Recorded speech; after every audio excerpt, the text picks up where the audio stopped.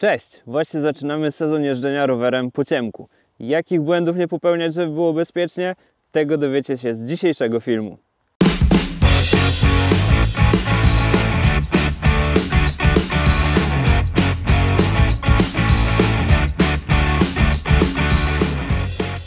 Nie ruszaj na rower z rozładowanymi lampkami.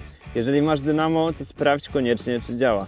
Ja naprawdę widzę mnóstwo rowerzystów, którzy owszem mają lampki, ale one są już tak ledwo, świecą tak słabo, są w stanie takim umierającym, że to naprawdę niewiele pomaga, gdy widać tego rowerzystę dosłownie w ostatniej chwili. Jeżeli używasz lampek na baterię, to nie czekaj z wymianą tych baterii w nieskończoność, bo te lampki już takie prawie że rozładowane również nie dają za wiele światła. Punkt trzeci. Nie licz na to, że jakoś to będzie. Jeżeli ruszasz w długą trasę albo na przykład na wyścig ultra i chcesz jechać longiem, a nie masz pewności, że Twoja lampka wystarczy na cały czas jazdy, to po prostu ją zdubluj, przypnij sobie drugą lampkę do roweru. Nie zapomnij sprawdzić przepisów w kraju, do którego jedziesz. Na przykład w Niemczech migające lampki są zabronione.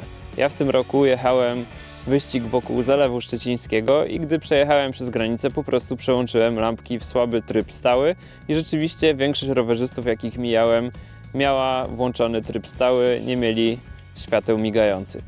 Nie oślepiaj innych. Jeżeli masz lampkę z odcięciem, to dobrze ją ustaw. Jeżeli nie wiesz, jak to zrobić, to prosty poradnik znajdziesz w moim filmie z testem lampki Magic Shine Evo 1700, który wyskoczy teraz w górze ekranu, a już niedługo na kanale pojawi się też film o tym, dlaczego nie warto oślepiać. Nie używaj trybów stroboskopowych w dzień, trybów o pełnej mocy z przodu, też migających, bo jeżeli dzień będzie chociażby pochmurny, to one mogą również oślepiać. No i nie używaj z przodu trybów migających w nocy, bo to również oślepia, a aż tak duża moc i tak duża widoczność nie jest wtedy potrzebna. Nie zapomnij o zmniejszeniu mocy tylnej lampki, gdy jest ciemno. Ten Bontrager Flare ustawiony na jazdę dzienną w nocy naprawdę bardzo oślepia i przeszkadza. Wystarczy jakiś słaby tryb pulsujący, tak jak w tym Magic Shine'ie.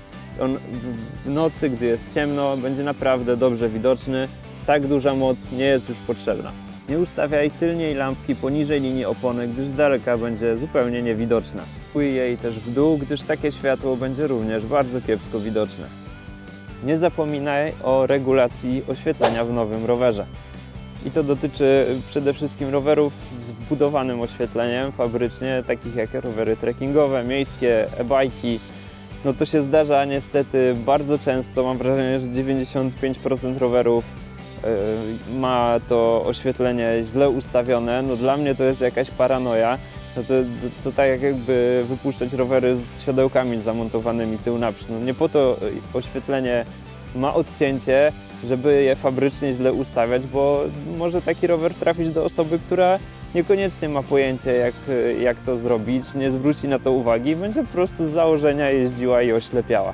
No czegoś takiego nie powinno być, a zdarza się to niestety w bardzo wielu przypadkach, nie wiem dlaczego. Ostatnio sobie spojrzałem na stronę Cannondale'a, oglądałem tam Gravela Topstona, który może mieć oświetlenie takie zintegrowane, zasilane z jednej baterii i na zdjęciach na stronie producenta to oświetlenie również było skierowane do góry.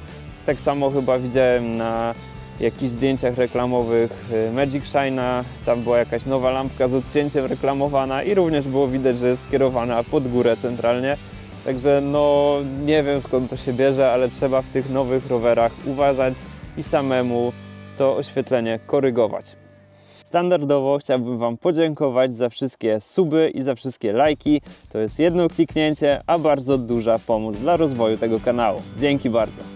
Ostatni, 10. punkt, to znaczy nie bądź egoistą. Jeżeli nie masz oświetlenia przedniego z odcięciem, a jeździsz po drogach publicznych, gdzie są też inni uczestnicy ruchu, to przynajmniej zmniejsz moc takiej przedniej lampki i skieruj ją mocno w dół, tak żeby ograniczyć chociaż trochę to oślepianie. W następnym odcinku test nowej lampki przedniej. Czy pobije moje ulubione Magic Shine'y? Tego dowiecie się już za kilka dni. Cześć!